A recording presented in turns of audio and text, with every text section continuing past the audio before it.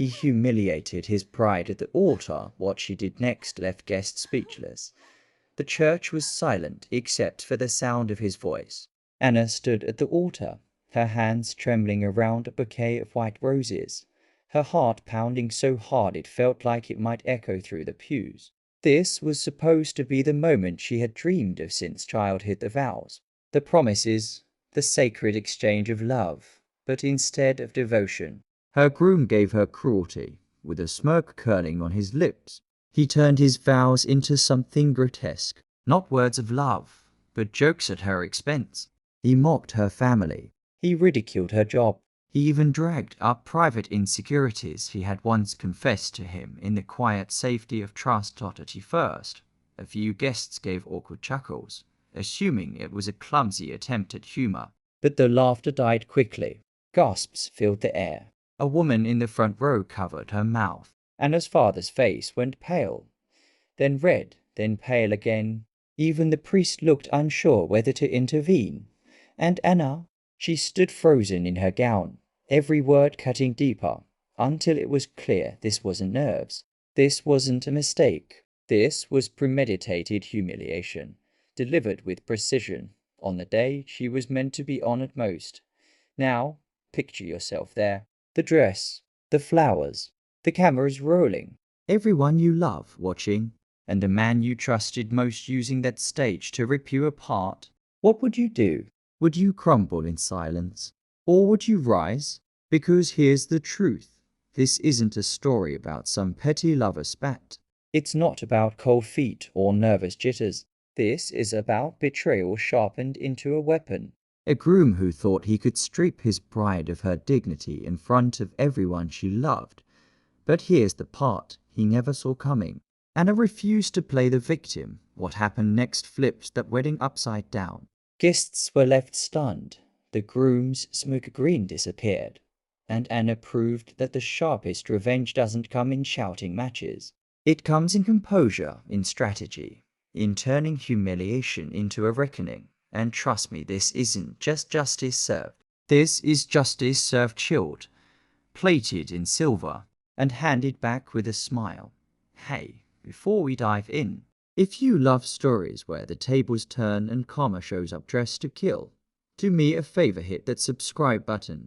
These scripts take hours to write, edit, and honestly, recover from because the second-hand rage is real. Your support helps keep these stories coming, and I promise, you don't want to miss what Anna did next, because sometimes the quietest person in the room is the one you should never underestimate. Anna wasn't the kind of woman who fell in love at first sight. She was practical, careful with her heart, the sort of person who planned her grocery list with color-coded sticky notes. But when she met Ryan at a mutual friend's party, something about him slipped past her defenses. He was charming, quick with a joke, and just enough of a dreamer to make her believe they could build a life bigger than the one she'd imagined for herself. At first, it really did feel like a love story worth telling. He'd show up at her waitressing job just to walk her home. He'd send her long, rambling texts about his dreams of finishing grad school and starting his own firm one day. And Anna, she believed in him, more than he believed in himself. When the tuition bills piled up, she picked up double shifts. She smiled through exhaustion, reassuring him when he worried about money. When her own plans for design school had to be put on hold, she didn't complain. She told herself, this is temporary. Love means sacrifice. We're building something that will pay off later.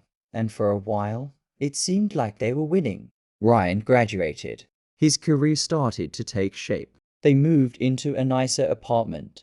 He bought her flowers once a month, took her on weekend trips when he could. From the outside, they looked solid, steady, the kind of couple people envied. But if you looked closer, if you listened carefully, there were cracks. Ryan's humor sometimes came at Anna's expense. A little jab at how clumsy she was. A sarcastic comment about her job being just waitressing. When she tried to laugh it off, he'd double down. Relax, babe. I'm only joking. And maybe you know this feeling. The uneasy laugh you force when someone you love says something that stings, because calling it out would make it a bigger deal than it is. Anna told herself they were harmless jokes, that everyone had flaws, that love meant overlooking the little things. But here's the truth. Red flags rarely look like sirens at first. They're subtle, easy to excuse, especially when you're in love. Still, she gave him everything. She was the one cheering the loudest at his graduation, the one balancing their budget while he splurged on things they didn't quite need, the one who listened patiently when he ranted about professors, bosses, clients. She carried the weight, and he took it as proof she'd always be there. Her friends sometimes teased her about how much she did for him. One even asked, "Does he ever do for you what you do for him?" Anna laughed it off, insisting he will. He just needs time. But time has a way of revealing truths. Ryan's arrogance, the way he dismissed small kindnesses, started to feel less like charm and more like entitlement. When Anna mentioned wanting to return to school, his response wasn't encouragement, it was a shrug, followed by, "We'll see if we can afford it." Notice that word, we. But the we was always Anna. She didn't see it then. She only saw the man she loved, the one she believed would show up for her the way she had for him, the one she thought would honor her sacrifices by building a future together. And maybe, if things had stopped there, this would have just been another imperfect love story. The kind you patch up with patience and forgiveness. But Anna's story wasn't headed toward compromise. It was headed toward a stage, an audience, a wedding, and a betrayal so sharp it would split her world wide open, because Ryan didn't just take her love for granted. He weaponized it. And that's where this story begins to turn. Have you ever overlooked little red flags in love, thinking they'd go away? Be honest, I wait. Back home, while he stumbled into bed, Anna stood in the bathroom, staring at her reflection, not the girl who once ignored the red flags, not the bride who stood humiliated at the altar, something new, sharper, stronger. She whispered to herself, barely audible, "It won't end like this. Not on his terms, on mine from then on." Everything she did was deliberate. Her kindness became strategic. Her silence became armor. And her patience, that was her deadliest weapon, because Ryan thought he'd humiliated her once. But Anna was going to show him what true humiliation looked like. And when it came, it would be public, inevitable, and unforgettable. Why? The time she tucked a final screenshot into her hidden folder. By the time she synced the recordings to a drive he'd never find, Anna wasn't just waiting anymore. She was ready. The storm wasn't coming. The storm was already here. What's your favorite story of karma hitting back hard? Share it, I love reading them. Word spread like wildfire, faster than Ryan could pour himself another drink. The whispers had already lapped him 3 times around the block. Guests who'd been stunned silent at the altar now had distance to process, and when they did, the story sounded less like a bad joke and more like a calculated humiliation, and it didn't need to defend herself. She didn't run to explain. She simply stayed quiet. And in that silence, people began choosing sides. The first to shift were the bridesmaids. They had seen her fight through sleepless nights planning the wedding, balancing a budget that stretched thinner than silk. They knew she deserved better. So when asked by curious relatives, they didn't soften the truth. No, he wasn't joking. He wrote those vows weeks ago. He actually thought it was funny. That was enough to change the tone. The photographer, who had been contracted to deliver a highlight reel of romance and laughter, stopped editing after the ceremony. Instead, she reached out privately to Anna, offering to hand over all footage that clearly captured the sneers, the smirks, the audience's horrified gasps, even the caterer, yes. The caterer sent Anna a message days later. "We've done hundreds of weddings. I've never seen a groom do something so cruel. If you need a statement, we'll back you, one by one." The vendors rallied behind her. It wasn't about business anymore. It was about decency. Meanwhile, Ryan's family scrambled. His mother called Anna with a voice dripping in full sympathy. "Sweetheart, you know Ryan was just nervous." He meant it as light-hearted humor. "Let's not blow this out of proportion." But Anna didn't rise to the bait. She simply replied, steady and cool, if he wanted light-hearted humor, he should have booked a comedian, not a wife. Click. End of call. The excuses poured in next. Ryan claimed he'd been pressured by his friends to keep it casual. His best man insisted the lines were exaggerated. His uncle told anyone who'd listen that this generation just doesn't know how to take a joke. But the harder they tried to twist the story, the worse it looked. Because while they fumbled with excuses, Anna's silence grew louder, and silence, when it's deliberate, is powerful. Family who once hesitated now leaned in her corner. Extended relatives reached out privately, apologizing for not speaking up at the wedding. Even strangers online, yes. The same strangers who saw those viral clips began to tilt the scale in her favor. Anna had become something Ryan never expected. Sympathetic, and the beauty of it. She didn't lift a finger to spin the narrative. She didn't cry on camera or beg for understanding. She let his own words, his own arrogance, do the work. Ryan, of course, noticed the shift. His calls became more desperate. "Anna, this is getting out of hand. People think I'm some kind of monster. You know me, you know I was just nervous." But she didn't soothe him. She answered with a calm that cut deeper than rage. "Yes, Ryan, I do know you." And then she hung up. Every new attempt to patch his reputation only made the cracks bigger. His friends distanced themselves. Colleagues started side-eyeing him at work. His boss, who'd been tagged in one of the viral posts, called him in for a chat about professionalism, for a man who thrived on charm. The unraveling was brutal. Anna watched it all unfold like someone sitting in the eye of a hurricane. Still, composed, almost serene, she didn't need to scream that she'd been wronged. She didn't need to demand respect. By holding her silence, she forced everyone else to speak for her, and the truth, they were louder than she ever could have been.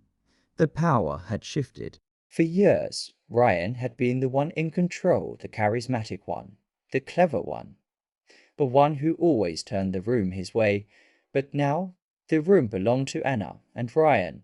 He was just background noise. The irony was delicious. He tried to humiliate her in public, and in public, he was the one being humiliated. The stage he'd chosen as his weapon had become his undoing. At this point, everyone wanted to know the same thing. What would Anna do next? Would she pack her bags and leave, reclaiming her life without ever looking back? Or would she take it one step further, dragging his name through every muddy puddle until he was unrecognizable? That, dear listener, is the question I'd leave hanging for now. Should Anna walk away forever, or drag his name through the mud? What would you do? It came 3 weeks later, a thick white envelope, his name scrawled across the corner like an afterthought. Inside, a letter 5 pages long. Typed, not handwritten, because of course it was.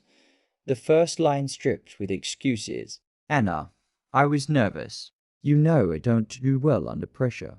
The vowels, they were supposed to be funny. "I didn't think you'd take it so seriously." Funny. That was the word he leaned on, over and over, as if making a mockery of her weight, her family. Her sacrifices could somehow be folded neatly into the category of jokes. But buried beneath the excuses was the part that really revealed him. You overreacted. Everyone knew it was just nerves. If you'd laughed along, none of this would have blown up the way it did. There it was, the twist of the knife. The attempt to flip the blame back onto her. Classic Ryan. Anna read it once, then again, and then she folded the letter neatly, slid it back into the envelope, and tucked it into a drawer she rarely opened. No reply. No angry text. No midnight phone call to demand accountability. Just silence. Because here's the thing she knew. She knew those words hadn't been born out of nerves. They were written weeks in advance, shared with friends, even practiced like punchlines. That wasn't stage fright. That was strategy. Premeditated cruelty, dressed up as comedy. And what response could possibly compete with that kind of betrayal? So she chose none. Days passed. Then weeks. Each one quieter than the last. Ryan sent follow-up emails. Shorter this time. Less arrogant. More pleading. Anna, please, talk to me. Don't throw everything away over one mistake. But she didn't answer. She let the silence hang heavy. Like a storm cloud he couldn't escape, because silence it has weight. It presses down harder than words ever could. It leaves the guilty alone with their guilt. No distraction. No escape hatch. Imagine him there, sitting by his phone, refreshing his inbox, checking his mailbox, waiting for the sound of her voice. On the other end of the line, nothing. She wasn't going to waste another second feeling in the blanks he left behind, and maybe that's the cruelest part of all, realizing you've burned every bridge, and the person you once had on their knees, ready to forgive, doesn't even bother lifting their head to acknowledge you anymore, because sometimes revenge doesn't look like dramatic speeches or public takedowns. Sometimes it's quieter, simpler, more devastating. Sometimes revenge is silence, and silence is louder than any revenge. Would you have responded to that letter, even just to get the last word? Or would you have done what Anna did, let the quiet say everything? Time has a way of sorting things out. Not neatly, not quickly, but inevitably. Brian's reputation didn't collapse all at once, it unraveled thread by thread. At first, it was subtle. Friends grew too busy to hang out. The group chats that once lit up his phone fell silent. Invitations slowed, then stopped at work. The fallout spread faster. Colleagues who once laughed at his jokes now gave clipped nods in the hallway. His boss, who couldn't ignore the viral clips forever, moved him off client-facing projects. The golden boy shine dulled until all that was left was someone people tolerated, not admired. And here's the thing. He knew why. Every door that quietly closed, every strained smile, it all traced back to that day at the altar. Meanwhile, Anna's story was different. Her first step wasn't glamorous. It wasn't some dramatic reinvention. It was therapy. Sitting in a small room, across from someone who didn't know her fiancé, her family, or the chaos of the wedding, she finally said the words out loud. He didn't just embarrass me. He tried to erase me. Naming it hurt, but it also healed. Week by week, she pieced herself back together. Not into the same person she'd been before, into someone stronger.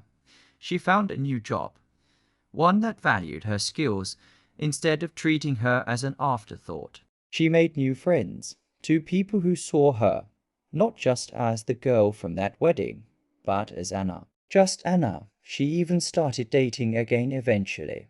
Not recklessly, carefully, with boundaries.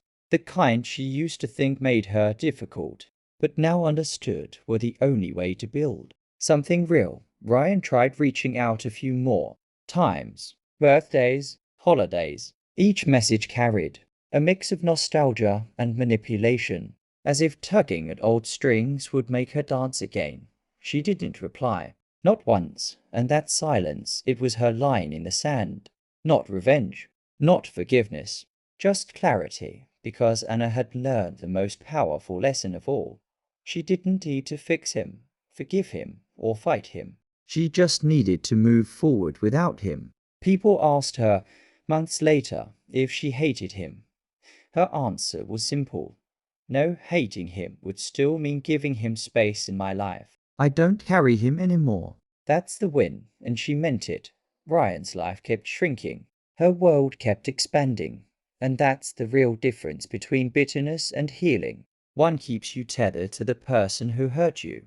The other cuts the rope, sets you free, and reminds you that the best kind of revenge isn't destruction. It's distance. In the end, Anna didn't just get even. She got her life back, her dignity, her peace. And the final takeaway, the part worth carrying with you. Forgiveness isn't pretending the past never happened. It's deciding who deserves a future with you. So let me ask you, have you ever let go of someone? Not out of hate, but out of sheer relief. If so, you know exactly what Anna felt, and that's how Anna's story ended. Not with a screaming match or shattered glass, but with something far more enduring, her dignity intact. She walked into that church a bride who thought love meant sacrifice, and she walked out a woman who learned love also means respect. The vows meant to humiliate her didn't define her. Her silence did. Her calm refusal to play his game spoke louder than any angry outburst ever could, because sometimes rage burns hot and quick. But silence lingers. It echoes. It unsettles. And in Anna's case, it reminded everyone, especially him, that the strongest revenge isn't always loud. It's refusing to be broken. In the end, she didn't just survive humiliation. She transformed it. She built a new life, a better one, on her own terms. That's the real victory. Not proving him wrong, but proving to herself that she was never as small as he tried to make her feel. So let me leave you with this. Never underestimate the quiet strength of someone who's been underestimated their whole life. If this story left you feeling even half as cathartic as it did for me, hit like, drop a comment, and subscribe. These stories take hours to script, edit, and yes, relive the second-hand heartbreak, so your support means the world. And who knows, your comment might just inspire the next story we bring to life.